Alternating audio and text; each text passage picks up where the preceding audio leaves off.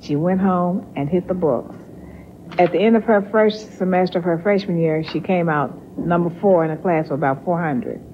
And the second semester on, she was always number 1. Q implies P is true. Okay. Sabrina Thurmond is about to graduate, number 1 in her class. Not surprisingly, the valedictorian wants to be a teacher.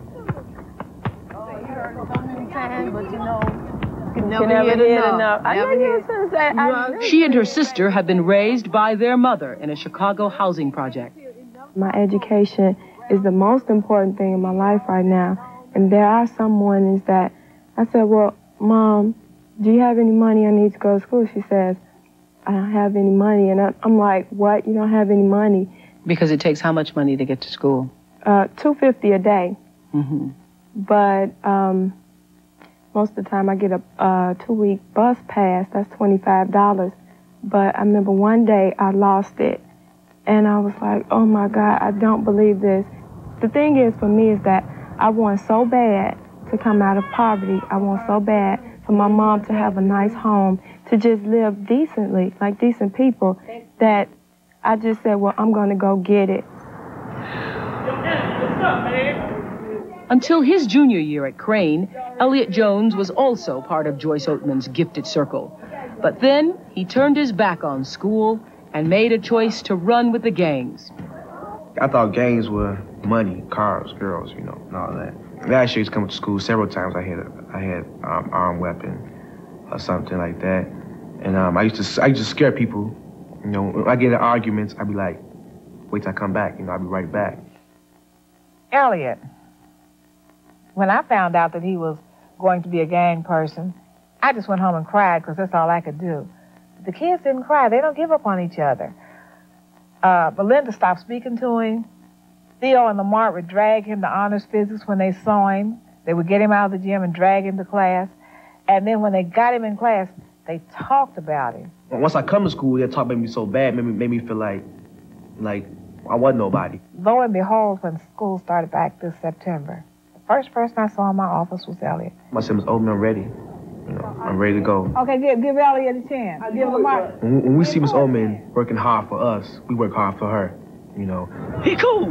He's straight. I'm glad he ain't no gang banger. Gang bang end up in 2 things, dead or in jail, you know. If you're lucky, you may get by, but I never seen them be lucky ones. Elliot's old friend Stephen, for example, was paralyzed by a bullet in the back. I grew up around guns. Around the projects, that's all it was guns. You turn around, you in danger of being shot. I think Elliot is straight, sailing, and ready to graduate. He's one that the gangs were not able to claim. That's right. That's one that we won that battle for that particular young man.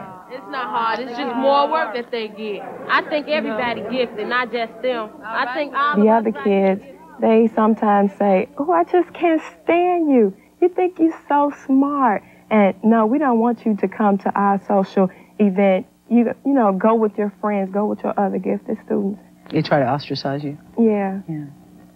And did you ever have to deal with this? Because I did, coming up with, you know, kids say you're trying to be white, or you're trying to talk white, or you're trying to act better than other people. You ever had to deal with that? Yes. Mm-hmm. Almost every day. In school, almost every day. Even at home. You must don't do this too often at home, do you? Listen. Joyce Oatman introduces students to the opera and takes them to museums with her own money, or money she's raised. Is there a chance that you can get some outside help? The person that really helped me the most is Sabrina. And we have a good time on our sleepovers, but during that time, they've eaten all of the pop, all of the popcorn, all the fruit, all of the pizza, all of the everything in the house. I mean, it's like locusts came through. They're great, but they can wreck your house. They can wreck your house. They do, but between that eating, we work on the things that really bother them, things that really bother teenagers. What does this teacher mean to you? Mrs. Oatman is like a second mother to me. She really is. She's the reason I get up and come to school every day. You know how some days you sort of wake up, the alarm goes off, and you don't want to come to school?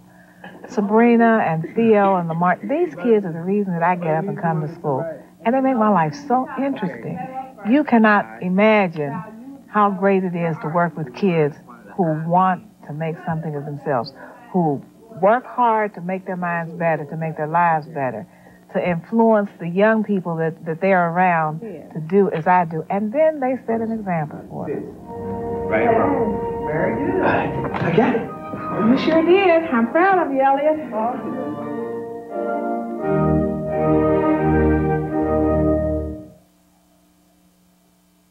I'm coming down backwards.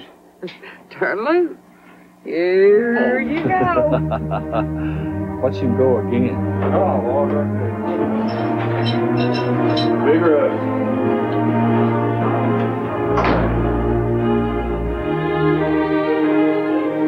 I have started my mom's tradition. I am having made every one of my girls one of these, which is a double wedding ring, and my son and his wife. I think that family is everything. And I think if you don't have a strong family bond and are surrounded by people who love you and make you feel loved and really make you see the love in yourself, that you spend the rest of your life struggling to recover.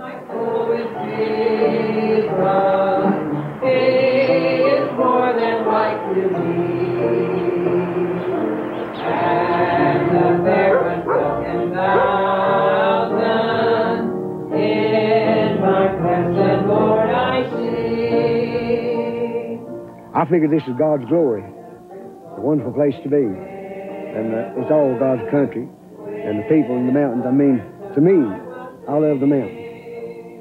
Clinchco, one of many old mining towns way out in southwest Virginia, right near the Kentucky border and not far from West Virginia and Tennessee. Bill and Jan Patton have lived here all their lives. We was raised up there in this little town where all the Italians lived up one holler, all the Greeks lived up one, all the blacks lived up one. But we went to school with them, we lived with them, and there was no difference in any of us. And everybody's from different hollers. And I hadn't heard the word holler in a long time. Well, that's what it is down there. I mean, there in Clinchco is just a wide place in the road.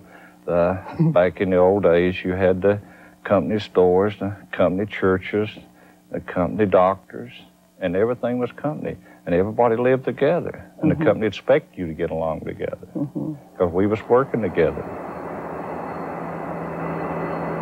Coal fuels this area.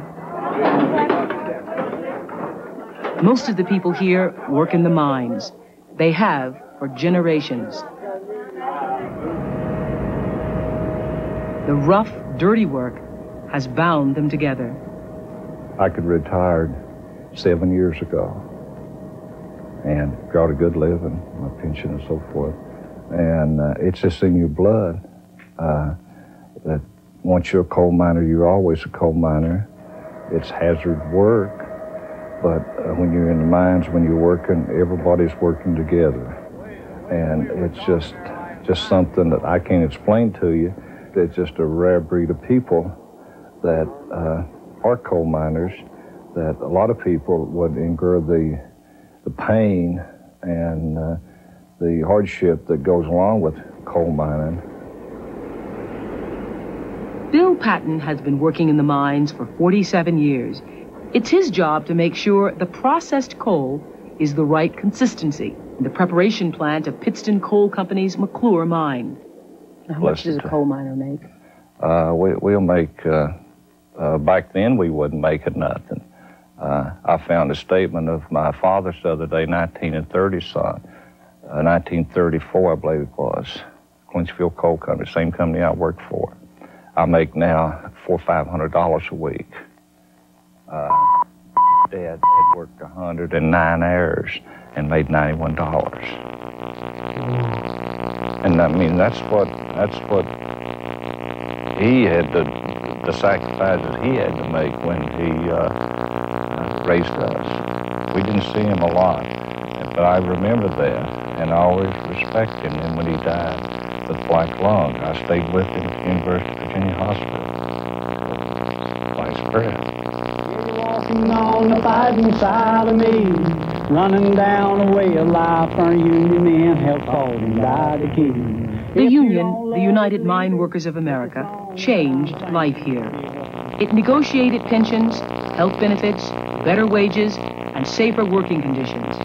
But in February of 1988, the company toughened its stance on a new contract. The strike started in April 1989 and went on for 10 months. Pittston brought in replacements. The miners and their families sat in the roads to stop the coal trucks. The state of Virginia sent in the state police. Bill Patton was one of many arrested. Morning I sat down in front of those coal trucks and was arrested. They could have shot me right between the eyes. They wouldn't make no difference to me because I thought I was protecting my job, my family. I can't think of a time where I would have been willing to be shot right between the eyes. I don't know what that feels like. Not only did I feel like that, but everybody there felt like that. I know what sustained me. I never for a moment thought we were doing anything wrong. I believed in what we were doing. And I'm not easily intimidated. And so, really, it was just something that happened to us. We didn't ask for it. Heavenly Father, we want to give thanks for the food that's prepared before us. We really don't feel like the good life is all pleasure. You know, seeking money and accumulating. We want a good life. We want to educate our children. And we want to feel like that we have accomplished something. There are hundreds of books on how to raise children and how to have healthy children and how to have children with self-esteem and all of that. But you all don't look like you read a lot of books about it. It looks like you just did it. Well, I think that talking about self-esteem in children, I think a lot of parents don't realize how they talk to their children. Mm-hmm. I never said you're bad. You're mean. I think we do a lot of damage to a child's concept. It doesn't have much of a concept. Most of them don't. All kids aren't resilient. All kids do not feel good about themselves. Parents' place is to help build that confidence. Mm-hmm. And how did you do that with your children? Well, we did it pretty well like our parents did it with us.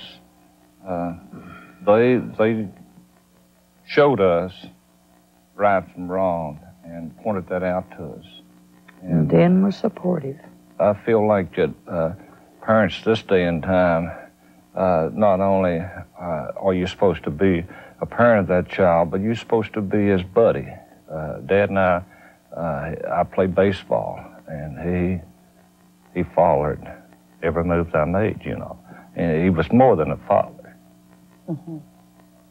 And that's what's missing, you think, with a lot of... Yeah. I mean, everybody now is on the run. Everybody's trying to make that dollar, which they have to live, and their job and their what they want to do comes first, and they don't look out for what they need to spend more time with their kids. Mm-hmm. And I think that's the bottom line. All in the name of family. That's really, I mean, my heart is touched by that because I think that's really what families are. That's really what it is. It's for being there during the tough times, because anybody can be there when the grades are great and life is fine. We were there, but our moms and dads was there when when you have children. I think that's the thing that you bring children into the world without their consent. And I think it is your right, and it is, if it's a hardship or whatever, that's your life from that day on to see how well that you can do for those children, how well that you can bring them up. If you haven't lived enough, that's tough. If you haven't done enough going to movies, going to places you'd like to go, that's tough. You made the decision when you had children, and you owe them. You owe them that. They owe you respect, and our children, for some miraculous reason or for something Bill and I did right, they do respect us, and it is a great feeling. That's really a great feeling. We have always taught them to respect everybody. That earns it. That earns it.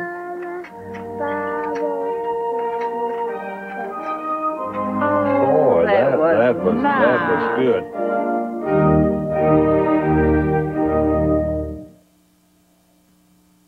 I think it's really wonderful that there's a self-esteem, quote, movement in this country. But you really can't know what feeling good about yourself is until you are willing to give of yourself to something or somebody else. The point is to make a difference in our society, to stand for something. It is true that the more you give, the more you'll get back. Be good to yourself first. I never trust anybody who says he loves me, she loves me, if the person doesn't love himself or herself. We have everything that life offers you, and we have things that money can't buy. And we would help anybody that had less. I'm just a little 18-year-old boy who trying to get his way out of the projects, you know. Learning, caring, achievement, accomplishment, helping others. Being able to do that gives you the sense of adequacy. Quick update, Gary Engel along with Alan Mitchell. Storms are decreasing rapidly. Let's take a quick look on radar. And one storm now moving into Kansas, probably producing some strong winds as it collapses. And then there's a heavy thunderstorm in and around Woodward. It's moving northeast about 25, but no severe storms in the state at this particular time. Stay with TV9, we'll keep you advised.